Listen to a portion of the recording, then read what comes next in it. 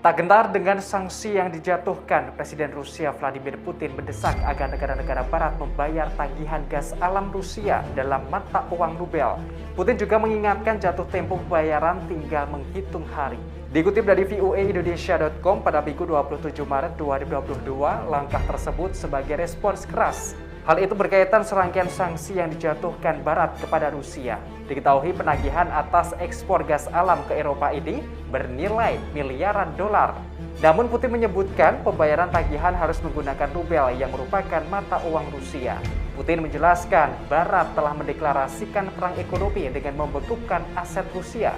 Untuk itu Moskwa menilai tidak ada gunanya menerima pembayaran gas alam Rusia dalam mata uang dolar atau euro. Pada Jumat 25 Maret 2022, orang nomor satu di Rusia itu telah memerintahkan Gazprom untuk menerima pembayaran ekspor hanya dalam rubel. Gazprom merupakan produsen gas terbesar di dunia yang memasok 40% kebutuhan gas Eropa. Informasi tersebut disampaikan oleh juru bicara Kremlin Dmitry Peskov.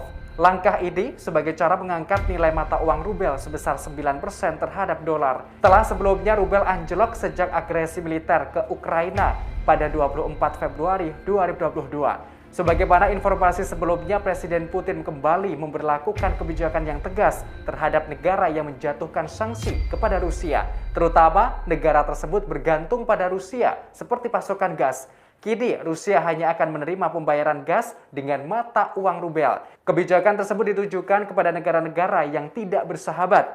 Negara-negara yang dimaksud adalah Uni Eropa.